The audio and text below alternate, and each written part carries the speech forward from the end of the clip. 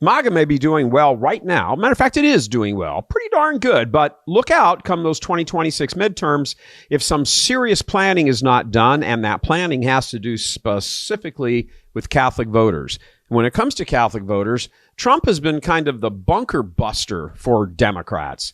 He's in office because of an off-the-charts performance among Catholics that destroyed virtually every other previous record of Catholics voting in presidential elections, going all the way back to Lyndon Johnson's presidency, in fact.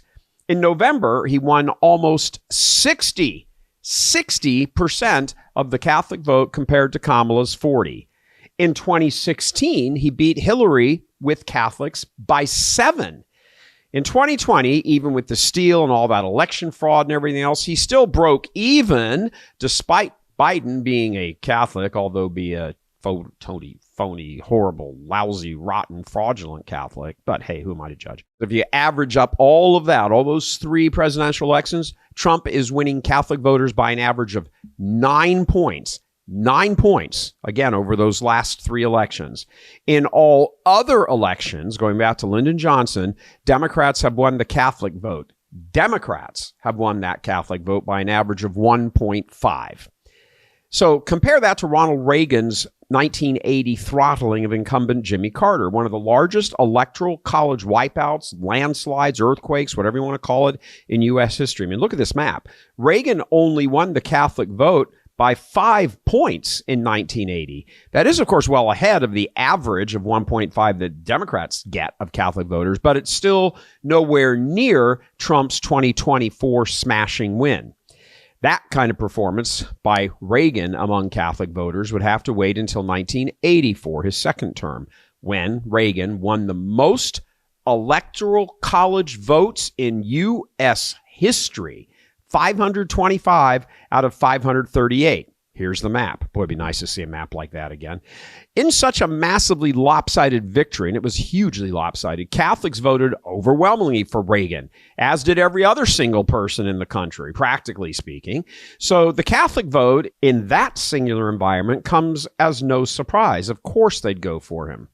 But consider Trump's overall 2024 performance. While it was certainly decisive, overall, it was nothing like Reagan 40 years earlier. And so here's the point. It was decisive among Catholic voters. Both Reagan and Trump won Catholics by about 60 to 40%. Without Trump, Democrats historically win Catholics by about 1.5 points. You got to remember that. Trump is the outlier here, and he's significant. He's the bunker buster. With Trump on the ballot, however, that flips by more than 10 points. 1.5 average for the Democrats, plus 9 for Trump, adds up to like a 10-point wipeout. Maga was able to reelect Trump specifically because of Catholic voters. No other single demographic proved as critical to his reelection.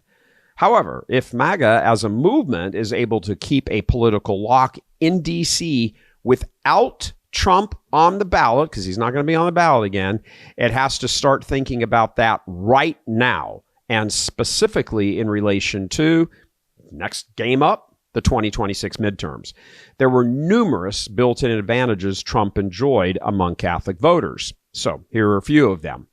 Trump won 40 to 45% of the Latino vote. That's 10 points higher than in 2020 for him. Well, okay, that's great, because that means that, a huge number of those Latino voters are Catholic. So he upped his Catholic turnout among Latinos. Now, moving along, the moral social madness, as we're going to call it, of all the transgenderism and men and women's sports and illegal immigration and all of that. Catholics were massively opposed to those sorts of things and looked at Trump and said, he's actually opposed to all of that, and so am I. Then the Harris-Walz ticket constantly doubled down on all of that, pushing the madness even further. Remember her little comment? You got to stay woke. You got to be woke. You got to be double woke. Woke, woke, woke. Well, Catholics said, no thanks. Harris was also overtly anti-Catholic, and she had a huge corresponding history with that all the way back to her time as Attorney General in California and her time in the Senate. She's not a Catholic fan by any stretch at all. As a matter of fact, she's anti-Catholic. Then, of course, came Butler, where God became a focal point for Trump. And an awful lot of Catholicism started coming along with that. He even posted the St. Michael prayer on September 29th, the feast day of St. Michael and the Angels. And Trump made direct pitches to Catholic voters specifically saying, hey, you vote for her, that's going to be really bad for Catholics. Vote for me. And along those same lines, Trump kept Harris's anti-Catholicism uppermost in the minds of Catholic voters. Remember the Al Smith dinner? He just stood there and said, hey, where is she? How come she's not here? Does she like Catholics? Well, come the midterms, almost none of those advantages are going to exist any longer. First, Trump's no longer on the ballot, as we've said. Second, the irreligious left, uniting with liberal Catholics, they're all joining forces now to use their corrupted version of the gospel against Trump and the Maga agenda. That's what that whole phony Episcopalian female bishop, Shana Bishop, rant at Trump and Vance was all about in the National Cathedral. This is only going to increase as the months go by, and the last thing MAGA can allow for is for the Democrats to regain their political advantage of a point or two among Catholic voters. A large number of U.S. bishops and their massive network of social justice NGOs and all of that, they're already firing off statements, preaching BS sermons, getting on TV, having their allies ramp up on social media postings and so forth. In short, they are back up off the mat, and they're figuring out their strategy. This all needs a well-thought-out response, or 2024 is going to go down as just a blip.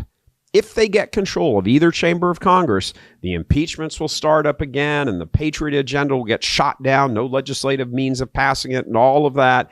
And then all of a sudden, the Patriots are going to be right back where we were a few years ago, playing defense.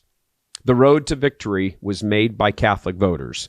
The road to maintaining it and advancing it must also.